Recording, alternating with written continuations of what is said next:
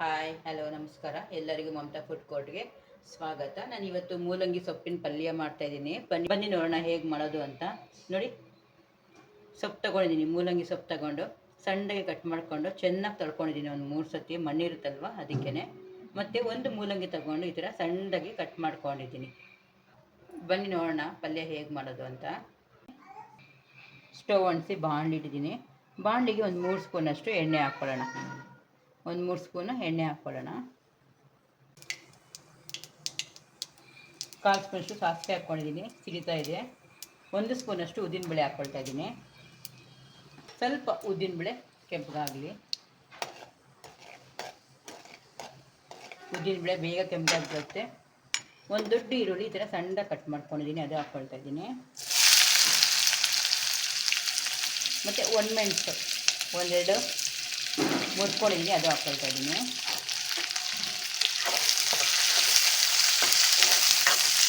ಈರುಳ್ಳಿ ಸ್ವಲ್ಪ ಕೆಂಪು ಫ್ರೈ ಮಾಡ್ಕೊಳ್ಳೋಣ. ಇದ್ರ ಜೊತೆಗೆ ಮೂಲಂಗಿ ಕೂಡ ಹಾಕ್ಕೊಂಡ್ಬಿಡ್ತಾ ಇದ್ದೀನಿ. ಮೂಲಂಗಿ ಇದ್ರ ಜೊತೆಗೆ ಫ್ರೈ ಆಗಿರುತ್ತೆ, ಚೆನ್ನಾಗಿರುತ್ತೆ ಫ್ರೈ ಆದರೆ.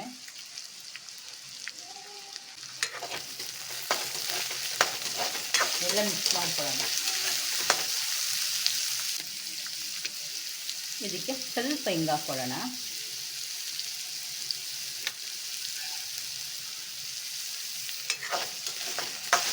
ಉಪ್ಪು ಫ್ರೈ ಮಾಡ್ಕೊಳ್ಳೋಣ. ಈ ಆರೋಗ್ಯಕ್ಕೂ ಕೂಡ ತುಂಬ ಒಳ್ಳೆಯದು. ಗ್ಯಾಸ್ಟ್ರಿಕ್ ಎಲ್ಲ ಇರೋರಿಗೆ ತುಂಬ ಒಳ್ಳೆಯದು. ವಾರಕ್ಕೊಂದು ಸತಿ ಆದರೂ ಈ ಪಲ್ಯ ಮಾಡ್ಕೊಂಡು ತಿಂದರೆ ಒಳ್ಳೆಯದು. ಸೊಪ್ಪಿನ ಪಲ್ಯಕ್ಕೆ ಕರಿಬೇವು ಸೊಪ್ಪು ಆಗದೇ ಇದ್ರೂ ಪರವಾಗಿಲ್ಲ. ಈಗ ಈರುಳ್ಳಿ ಕೆಂಪಗಾಗಿದೆ. ಈಗ ನಾನು ಸೊಪ್ಪು ಹಾಕ್ಕೊಳ್ತಾ ಇದ್ದೀನಿ. ಸೊಪ್ಪು ಹಾಕ್ಕೊಂಡ್ಬಿಡ್ತೀನಿ.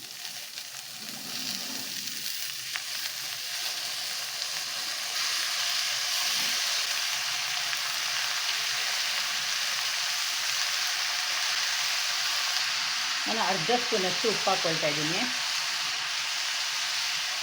ಈಗ ಇದೆಲ್ಲ ಒಂದು ಸರ್ತಿ ಮಿಕ್ಸ್ ಮಾಡ್ಕೊಂಡು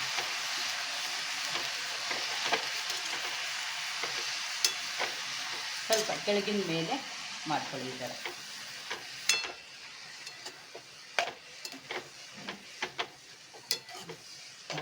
ಬೇಗ ಆಗುತ್ತೆ ಈ ಪಲ್ಯ.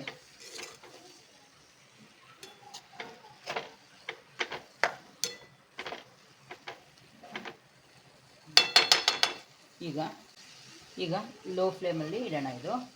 ಮತ್ತು ಒಂದು ಲಿಡ್ ಮುಚ್ಚಿಬಿಡೋಣ ಒಂದು 5 ನಿಮಿಷ. ನೀರೇನು ಹಾಕೋದು ಬೇಡ, ಸೊಪ್ಪಲ್ಲಿ ಸ್ವಲ್ಪ ನೀರಿರುತ್ತಲ್ಲ ಅದೇ ಸಾಕು. ಬನ್ನಿ ನೋಡೋಣ. ಈಗ 2 ನಿಮಿಷ ಆಗಿದೆ. ಏನು ನೋಡಿ, ಅದರಲ್ಲೇ ನೀರಿರುತ್ತೆ ಸೊಪ್ಪಲ್ಲಿ. ನಾವೇನು ತೊಳೆದಿರ್ತೀವಲ್ಲ ಅದರಲ್ಲಿ ಸ್ವಲ್ಪ ನೀರಿರುತ್ತಲ್ಲ ನೋಡಿ, ಆ ನೀರೇ ಸಾಕು. ಏನು ನೀರು ಹಾಕೋದೇ ಬೇಡ. ಇನ್ನೊಂದು 2 ನಿಮಿಷ ಲಿಡ್ ಮುಚ್ಕೊಳ್ಳೋಣ. ಒಂದೇ ಒಂದು ಹಣ್ಣು ತಗೊಂಡು ನೋಡಿ, ಈ ಥರ ಪ್ರೆಸ್ ಮಾಡಿದ್ರೆ ಗೊತ್ತಾಗುತ್ತೆ ನಮಗೆ ಇದು ಬೆಂದಿದೆಯೋ ಇಲ್ವೋ ಅಂತ. ಒಂದು 2 ನಿಮಿಷ ಲಿಡ್ ಮುಚ್ಚೋಣ.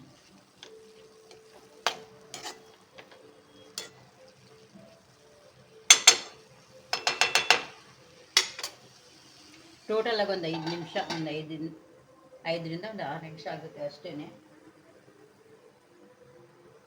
ಒಂದು ದಂಟು ತಗೊಂಡು ಹಿಚ್ಕಿ ನೋಡಬೇಕು, ಅವು ಗೊತ್ತಾಗುತ್ತೆ ಬೆಂದಿದೆಯೋ ಇಲ್ವೋ ಅಂದ್ಬಿಟ್ಟು. ಇವಾಗ ಇನ್ನೊಂದು 2 ನಿಮಿಷ ಆಗಿ ಈಗ ನೋಡೋಣ ಬನ್ನಿ. ಎಲ್ಲ ಚೆನ್ನಾಗಿ ನೀರು ಎಳ್ಕೊಂಡಿದೆ.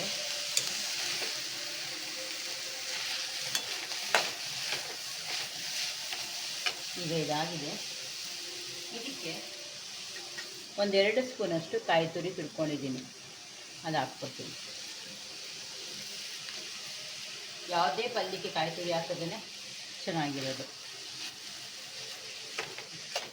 ಎಲ್ಲ ಈ ಥರ ಮಿಕ್ಸ್ ಮಾಡ್ಕೊಳ್ಳೋಣ.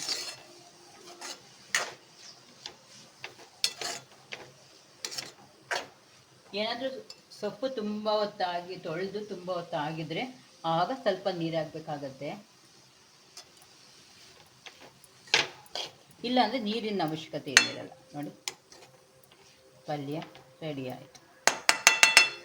ಈಗ ನಾನು ಸ್ಟವ್ ಆಫ್ ಮಾಡಿಬಿಟ್ಟು ಸರ್ವ್ ಮಾಡ್ಕೊಳ್ತೀನಿ. ಮೂಲಂಗಿ ಸೊಪ್ಪಿನ ಪಲ್ಯ ರೆಡಿ ಆಯಿತು. ತುಂಬ ಟೇಸ್ಟಿಯಾಗಿರುತ್ತೆ ಈ ಮೂಲಂಗಿ ಸೊಪ್ಪಿನ ಪಲ್ಯ.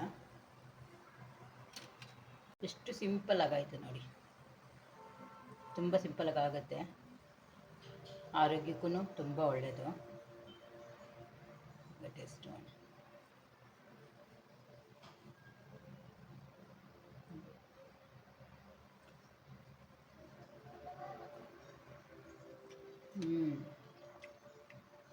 ಈ ಡಯಟಲ್ಲಿ ಇರ್ತಾರಲ್ಲ ಅಂಥವ್ರಿಗೆಲ್ಲ ಈ ಥರ ಮಾಡಿಕೊಟ್ರೆ ಆರೋಗ್ಯ ತುಂಬ ಒಳ್ಳೆಯದಾಗಿರುತ್ತೆ.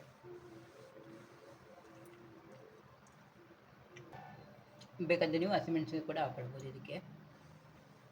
ಈ ಮೂಲಂಗಿ ಸೊಪ್ಪಿನ ಪಲ್ಯ ಇಷ್ಟ ಆದಲ್ಲಿ ಲೈಕ್ ಆ್ಯಂಡ್ ಶೇರ್ ಮಾಡಿ, ಸಬ್ಸ್ಕ್ರೈಬ್ ಕೂಡ ಮಾಡಿ. Thank you.